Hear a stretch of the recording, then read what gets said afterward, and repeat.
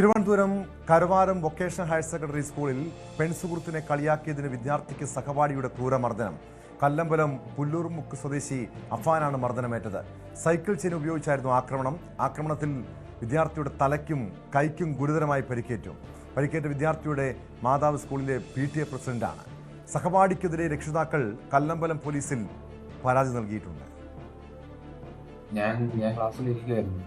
അപ്പോൾ ഇവൻ വന്നിട്ട് പെട്ടെന്ന് വന്നിട്ട് എന്ത് സംഭവം ചോദിച്ചിട്ട് വന്ന് ചീത്തയൊക്കെ വിളിച്ച് മെക്കിട്ട് കയറി. അപ്പോഴത്തേക്കും നോക്കാൻ നേരത്തെ പോക്കറ്റിങ് കഴിഞ്ഞപ്പോൾ കയ്യിൽ ചെയിൻ കിട്ടിയിട്ടുണ്ടായിരുന്നു.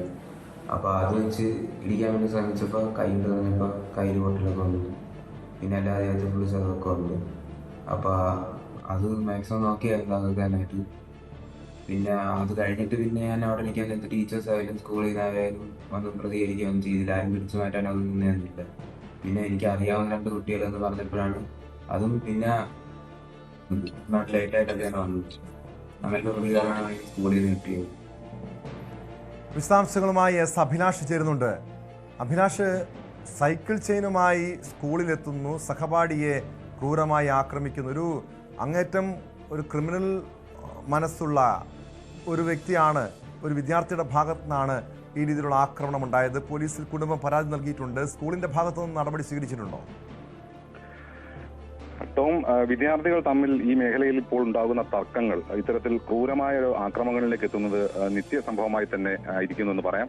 നിസാര കാര്യങ്ങൾക്ക് പോലും ഈ കുട്ടികൾ തമ്മിൽ വഴക്കിടുകയും ഇപ്പോൾ സംഭവിച്ചതുപോലെ മാരകായുധങ്ങൾ വരെ വിദ്യാലയങ്ങളിൽ കൊണ്ടുവന്ന് ആക്രമണം നടത്തുകയും ചെയ്യുന്നൊരു കീഴ്വഴക്കമാണ് ഇപ്പോൾ നമ്മളിവിടെ കാണുന്നത്. ഇത്തരത്തിൽ തന്നെയാണ് കരവാരം വൊക്കേഷണൽ ഹയർ സെക്കൻഡറി സ്കൂളിലും സംഭവിച്ചത്. കഴിഞ്ഞ ദിവസമായിരുന്നു ഈ സംഭവം നടന്നത്. എന്നാൽ ഈ സംഭവത്തിന് ആസ്പദമായ കാര്യം കഴിഞ്ഞ കുറേ ദിവസങ്ങളായി തന്നെ ഈ കുട്ടികൾക്കിടയിൽ ഉണ്ടായിരുന്നു എന്ന് വേണം മനസ്സിലാക്കാൻ. രക്ഷിതാക്കളോ വിദ്യാർത്ഥികളോ അധ്യാപകരോ പോലും ഈ തിരിച്ചറിഞ്ഞില്ല എന്നുള്ളത് കൂടിയാണ് ഇതിൽ ഗുരുതരമായ ഒരു കാര്യം. കഴിഞ്ഞ ദിവസം ഈ പെൺകുട്ടി ഈ സോഷ്യൽ മീഡിയയിൽ ആക്റ്റീവാണ് എന്ന രീതിയിൽ ഈ അഫാൻ സ്കൂളിൽ പറഞ്ഞുവെന്നും അതിനെ ചൊല്ലിയുണ്ടായ ചെറിയ തർക്കമാണ് ഇത്തരത്തിൽ സൈക്കിൾ ചെയിൻ സ്കൂളിൽ കൊണ്ടുവന്ന് കരുതിക്കൂട്ടി തന്നെ ഇങ്ങനൊരു ആക്രമണം ഒരു വിദ്യാർത്ഥി നടത്തി എന്നുള്ളത്. സ്കൂളിന്റെ ഒരു അധ്യയന സമയത്ത് കൂടിയാണ് ഈ സംഭവം നടന്നത്. എന്നാൽ ഈ സംഭവം നടന്ന സമയം സ്കൂളിലെ അധികൃതർ ആരും തന്നെ ഈ കാര്യം അറിഞ്ഞിരുന്നില്ല എന്ന് മാത്രമല്ല, ഈ കുട്ടി തന്നെ ഓഫീസിൽ ചെന്ന് നേരിട്ട് എത്തി പറയുമ്പോഴാണ് അധ്യാപകർ ഈ കാര്യം അറിഞ്ഞത്. തുടർന്ന് രക്ഷിതാക്കൾ വിവരം അറിയിച്ചിട്ടുണ്ട് എന്നാണ് അധ്യാപകർ പറയുന്നത്. എന്നാൽ ഈ വിദ്യാർത്ഥിയെ സ്കൂളിൽ നിന്നും ആശുപത്രിയിലേക്ക് കൊണ്ടുപോകുന്നതിനോ അല്ലെങ്കിൽ നിയമ നടപടികൾ സ്വീകരിക്കുന്നതിനോ അത് സംബന്ധിച്ച് എന്തെങ്കിലും ആലോചനയോ കാര്യങ്ങളോ ഒന്നും തന്നെ ഈ അധ്യാപകരുടെ ഭാഗത്തു നിന്നുണ്ടായിട്ടില്ല എന്നുള്ളതാണ് ഇതിൽ വലിയൊരു വീഴ്ചയായി ഇപ്പോൾ രക്ഷിതാക്കൾ ആരോപിക്കുന്നത്. രക്ഷിതാക്കളാണ് ഇപ്പോൾ ആദ്യം ഇവിടെ പോലീസ് സ്റ്റേഷനിൽ പരാതി നൽകിയത്. തുടർന്നാണ് സ്കൂളിന്റെ ഭാഗത്തു നിന്നും ഇത്തരത്തിൽ ഒരു പരാതി നൽകിയത്. എന്തായാലും പോലീസ് ഈ കാര്യത്തിൽ വിശദമായ മൊഴി കുട്ടികളിൽ നിന്നും രക്ഷിതാക്കളിൽ നിന്നും അധ്യാപകരിൽ നിന്നും ഒക്കെ രേഖപ്പെടുത്തിയിട്ടുണ്ട്.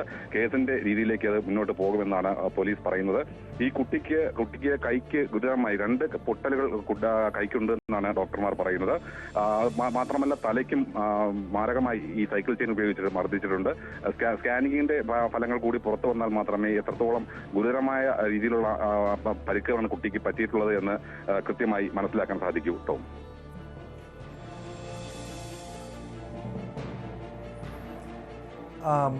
ഇത് ഈ വിദ്യാർത്ഥി തനിച്ചാണോ ആക്രമണം നടത്തിയത്, അതോ കൂട്ടുപ്രതികളുണ്ടോ?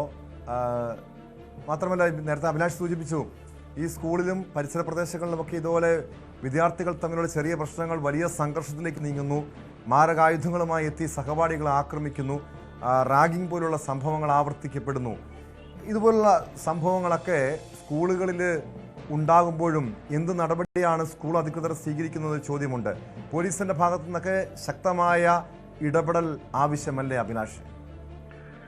ടോം, തീർച്ചയായും ഈ സ്കൂളിന് തൊട്ട് സമീപത്ത് തന്നെയുള്ള അതേ മണ്ഡലത്തിൽ തന്നെയുള്ള മറ്റൊരു സ്കൂളിലാണ് കഴിഞ്ഞ ഏതാനും മാസങ്ങൾക്ക് മുമ്പ് ഒരു ആക്രമണം ഉണ്ടായത്. സീനിയർ വിദ്യാർത്ഥികൾ ജൂനിയർ വിദ്യാർത്ഥികളെ, അതും +1 എത്തിയ വിദ്യാർത്ഥികളെ ദിവസങ്ങൾ കഴിയുമ്പോഴേക്കും മർദ്ദിച്ച്, അതും ക്രൂരമായ രീതിയിലുള്ള മർദ്ദനം തന്നെയായിരുന്നു. ആ കുട്ടികൾക്കെതിരെ ആദ്യഘട്ടത്തിൽ സ്കൂളിൽ നിന്ന് പുറത്താക്കുന്ന ഉൾപ്പെടെ നടപടികളിലേക്ക് പോയെങ്കിലും പിന്നീട് അത്തരത്തിൽ കൃത്യമായ നടപടികൾ ഉണ്ടായില്ല എന്ന് തന്നെ വേണം പറയാം. ഈ സംഭവത്തിലാകട്ടെ ഈ കുട്ടി ഒറ്റയ്ക്കാണ് ഇത് ചെയ്തതെന്ന് മാത്രമല്ല, അതിന് തൊട്ട് മുന്നിലുള്ള ദിവസം ഈ സോഷ്യൽ മീഡിയ വഴി തന്നെ ഈ ആക്രമിക്കപ്പെട്ട വിദ്യാർത്ഥിയെ ഇത്തരത്തിൽ മർദ്ദിക്കുമെന്ന് സഹപാഠികളോടും ഈ കുട്ടിയോടും തന്നെ നേരിട്ട് പറഞ്ഞിരുന്നു. അത്തരത്തിൽ കരുതിക്കൂട്ടി തന്നെ കുട്ടിയെ ആക്രമിക്കണം എന്ന് കരുതിക്കൂട്ടി തന്നെ ഇത്തരത്തിൽ സൈക്കിൾ ചെയിൻ ഉൾപ്പെടെയുള്ള മാരകായുധവുമായി അവിടെ എത്തി എന്നുള്ളതാണ്. അത് വളരെയധികം ശ്രദ്ധിക്കേണ്ട കാര്യം തന്നെയാണ്. ഇത് സ്കൂളിൽ സമയം തന്നെ സ്കൂൾ ക്ലാസ് മുറിയിൽ വെച്ച് തന്നെ ആണ് ഈ വിദ്യാർത്ഥി ആക്രമിക്കപ്പെട്ടത് എന്നുള്ളതും വളരെ ശ്രദ്ധേയമാണ്. പോലീസിന്റെ ഭാഗത്തു നിന്നൊക്കെ നടപടികൾ ഉണ്ടാകാറുണ്ടെങ്കിലും പിന്നീട് രക്ഷിതാക്കൾ തമ്മിലോ അല്ലെങ്കിൽ അധ്യാപകർ സ്കൂളിന്റെ ഭാഗത്തു നിന്നൊക്കെയുള്ള ഒത്തുതീർപ്പുകൾക്ക് വഴങ്ങി മിക്കവാറും ഈ കേസുകൾ തന്നെ ഒത്തുതീർപ്പായി പോകുന്ന ഒരു രീതിയാണ് ഉണ്ടാകുന്നത്. ഇതൊരു പക്ഷേ കൂടുതൽ ഇത്തരത്തിലുള്ള ആക്രമണങ്ങൾ നടക്കാനുള്ള ഒരു പ്രചോദനം തന്നെ കുട്ടികൾക്ക് ഉണ്ടാക്കുന്നു എന്ന് പറയാം. മാതൃകാപരമായ ശിക്ഷാ നടപടികളാണ് ഇത്തരത്തിൽ ഉള്ള കുറ്റകൃത്യങ്ങൾക്ക് നേരെ വേണ്ടത്. യെസ്, അതാണ് അഭിലാഷ് സൂചിപ്പിച്ചതുപോലെ മാതൃകാപരമായ ശിക്ഷാ നടപടികൾ സ്വീകരിക്കണം. കാരണം ഇവർ ഈ വളർന്നു വരുന്ന തലമുറയിലാണ് ഈ നാടിൻ്റെ പ്രതീക്ഷ. പക്ഷേ ഇതുപോലെ അക്രമികളെ, കുറ്റവാളികളെ അല്ല നമ്മുടെ സ്കൂളുകളും ക്യാമ്പസുകളും സൃഷ്ടിക്കേണ്ടത്. ഇപ്പോഴേ അവരെ തിരുത്തി മുന്നോട്ട് കൊണ്ടുപോകാനാണ് നമ്മുടെ